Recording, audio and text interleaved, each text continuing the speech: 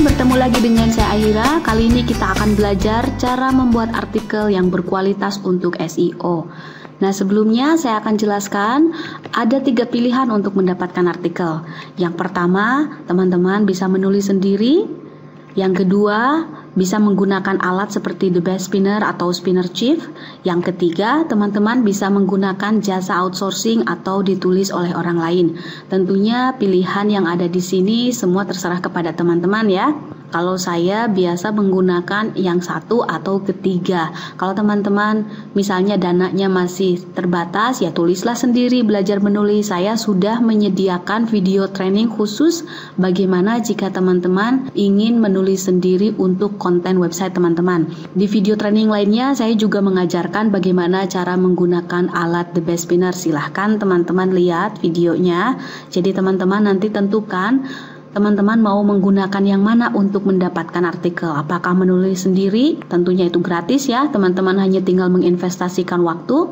Atau teman-teman mau menggunakan alat The Best Spinner atau mau ditulis oleh orang lain. Dan tentunya kalau yang ketiga ini teman-teman akan memerlukan dana. Oke, sekarang kita akan berbicara kualitas di mata search engine itu yang seperti apa sih? Google selalu mengatakan bahwa jika kita ingin membuat sebuah situs dan lalu memiliki ranking di search engine, maka kontennya harus berkualitas. Nah, sekarang kualitas di mata Google itu seperti apa?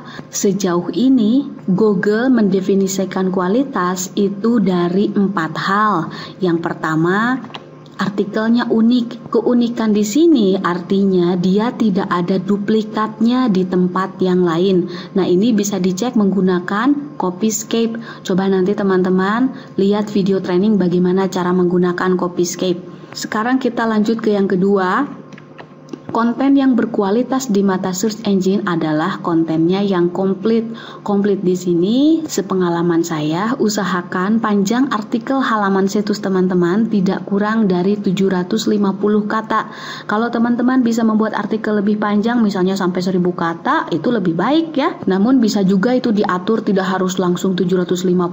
Teman-teman bisa membuat dulu misalnya 500 kata, nanti udah 2 bulan lagi ditambah lagi, diupdate gitu ya. Sampai nanti dalam jarak 6 bulan akhirnya halaman tersebut memiliki sampai 1000 kata. Hanya dari mengupdate artikel yang nantinya lama-kelamaan akan terlihat dan dianggap komplit oleh Google, itu biasanya bisa menarik visitor dari search engine. Yang ketiga, ini updated. Nah, itu tadi misalnya teman-teman tadi membuat misalnya 500 kata dulu artikelnya, atau kalau saya sarankan langsung 750 kata ya.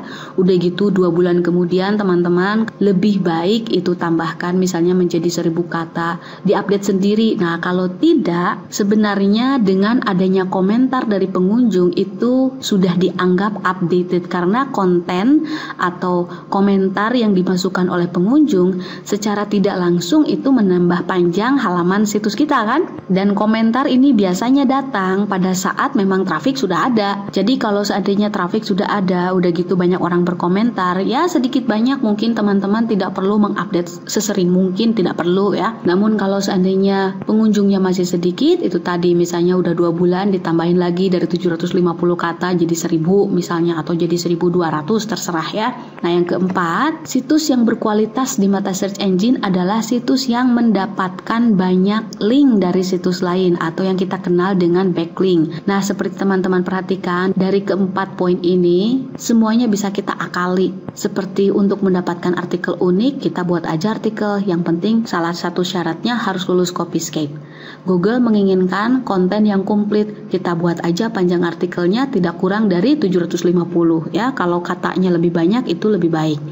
Udah gitu Google menginginkan setiap halaman konten kita itu diupdate. Boleh dengan menyediakan field komentar di situs kita atau kita update sendiri. Dan yang keempat, Google menentukan bahwa sebuah konten yang berkualitas itu pasti banyak yang ngelink. Nah, banyak yang ngelink ini bisa kita akali dengan cara mencari backlink. Itu saya ajarkan di video terpisah. Oke teman-teman, sekarang teman-teman sudah memiliki 4 poin untuk menulis konten yang dianggap berkualitas di mata search engine. Ingat, yang pertama artikelnya harus unik, dalam artian artikel teman-teman harus lulus Copyscape, jangan sampai terdeteksi ada duplikatnya. Yang kedua, artikel teman-teman harus komplit dalam artian tinggal membuat artikelnya panjang, tidak kurang dari 750 kata. Yang ketiga, updated, bisa diupdate sendiri, misalnya setelah 2 bulan atau 3 bulan ya, atau kita menyediakan field komentar. Dan yang keempat, banyak yang nge-link, ini bisa kita cari sendiri, yaitu bagaimana cara mendapatkan backlink, itu diajarkan melalui video terpisah. Sekarang saya akan memperlihatkan format penulisan untuk SEO. Saya akan buat saja di notepad ya. Jika teman-teman mau menulis untuk SEO, aturannya harus seperti ini. Ini judul artikel, ini ukurannya H1 ya.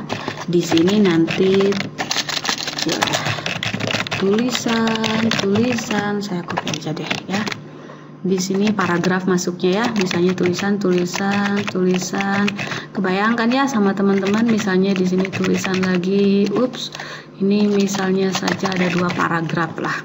Anggap aja ini 2 paragraf. Lalu di sini ada subjudul. Subjudul ini pakai H2. Pelajari di HTML, belajar tentang HTML, H2 itu apa, H1 itu apa, sangat mudah ya. Jadi ukurannya sedikit lebih besar. Kalau judul artikel biasanya besar ukurannya ya, tulisan paragraf biasa. Nanti ada subjudul, ukurannya setengahnya dari H1, ukurannya lebih kecil tapi lebih besar dari tulisan paragraf. Di sini saya hanya ingin memperlihatkan format tulisan aja. Contoh, misalnya di sini ada paragraf lagi. Udah gitu ada subjudul lagi di sini. Judul 2 misalnya. Ini juga boleh pakai H2 atau H3. Kalau saya biasanya subjudul selalu menggunakan H2, kecuali ada pointer nanti poin 1, poin 2, poin 3 itu saya menggunakan H3. Oke, kita kopikan lagi, misalnya ini di sini. Tentunya ini cuma contoh aja ya. Ini bisa jadi beberapa paragraf atau 1 paragraf. Nah, kenapa formatnya seperti ini? Saya sarankan begini ya. Misalnya kata kunci yang teman-teman target untuk SEO itu, misalnya kata kuncinya Ane Ahira. Di sini judulnya misalnya siapa Ane Ahira, contoh ya. Jadi judul harus memuat kata kunci.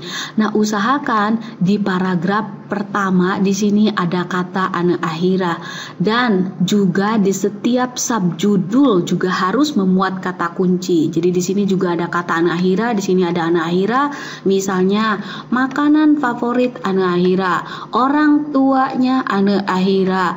Terus udah gitu di sini misalnya ada lagi. Jadi di sini misalnya tadi kan di sini makanan favorit Ane Ahira, di sini tulisin makanan favorit Ane Ahira. Udah gitu di sini subjudul kedua orang tuanya Ane Ahira, tulisin. Di sini misalnya alamat rumah Ane Ahira. Nah, jadi ingat di judul harus ada kata kunci. Ini otomatis nanti tebal, subjudul juga nanti ditebalkan, dengan sendirinya dia akan tebal karena 2, memuat kata kunci, subjudul terserah mau ada berapa, tapi panjang artikel itu tadi 750 kata minimal ya. Ini biasanya akan membuat artikel lebih cepat memiliki ranking ketimbang kita asal menulis. Tapi kita jangan janggal menulisnya, flow saja ya. Hanya diusahakan dari setiap paragraf, misalnya di sini bukan semua paragraf ya. Di sini kan ada judul, di sini ada paragraf, ada tulisan Ane Ahira, ada kata Ane Ahira. Di subjudul kedua, nah di paragrafnya juga ada Ane Ahira. Udah gitu di paragraf-paragraf lainnya juga ada. Cuma jangan di sini numpuk semuanya Ane Ahira, jangan. Dibuat flow saja. Karena sebenarnya kata kunci yang ada di dalam subjudul ini sudah mewakili untuk kepentingan SEO itu sendiri. Sebenarnya subjudul ini untuk mempermudah kita ya, untuk penempatan kata kunci yang kita target. Bisa saja misalnya di sini agak tidak nyambung kalau tadi kata kuncinya Ane Ahira ya. Bisa saja seperti ini. Kalau tidak nyambung saya tinggal titik 2 atau strip Ane Ahira. Misalnya di sini katakanlah kantor Asian Brand Ane Ahira. Nah, nggak apa-apa di sini 2 kali. Yang jelas di sini ada tulisan Ana Ahira, atau ini langsung kita bisa membuat kantor Asian Brand Ana Ahira. Nah, sekarang saya mau memberikan sedikit tips. Jika teman-teman mau mengambil ide dari tulisan orang lain, saya sarankan jangan mengambil ide dari hanya satu sumber saja. Misalnya teman-teman bisa pergi ke e-sign artikel atau ke situs manapun. Misalnya teman-teman mau menulis tentang Ana Ahira, udah gitu ada artikel tentang Ana Ahira. Cari 5, sedikitnya 5 sumber artikel, udah gitu ditulis ulang sama teman-teman. Kan kalau 5 itu kalau masing-masing 500 kan jadi 2.500. Nah, teman-teman memiliki banyak kesempatan untuk membuat artikel menjadi lebih baik kan? Jadi dari artikel pertama misalnya ambil yang di sini.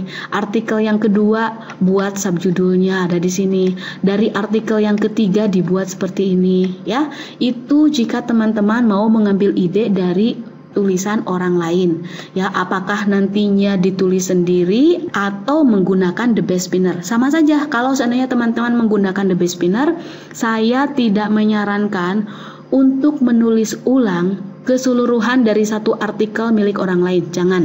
Usahakan ambil 5 sumber, udah gitu diambil yang bagus-bagusnya.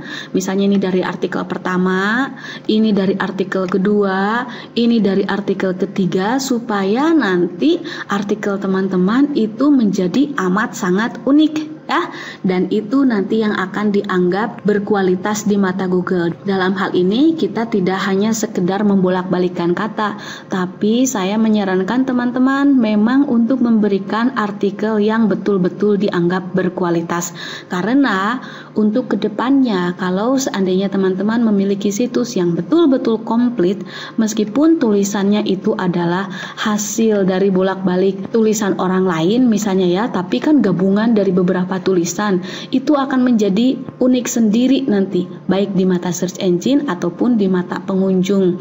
Saya tidak menyarankan teman-teman asal menulis. Sekali lagi, tempatkan diri teman-teman menjadi pengunjung. Ya, kalau seandainya teman-teman mendapatkan situs yang begitu komplit, begitu rapi, senang kan? Nah, supaya apa? Supaya untuk kedepannya pengunjung akan berkomentar. Kita akan memancing pengunjung untuk berkomentar. Paling tidak dia mengatakan, oh terima kasih artikelnya komplit sekali. Nah, itu akan dianggap update oleh Google. Oleh sebab itu, biar kita di awal bercapek-capek, tapi satu kali kita menulis itu sangat bagus dan sangat komplit, karena itu akan sangat berpengaruh untuk mendapatkan traffic dari search engine.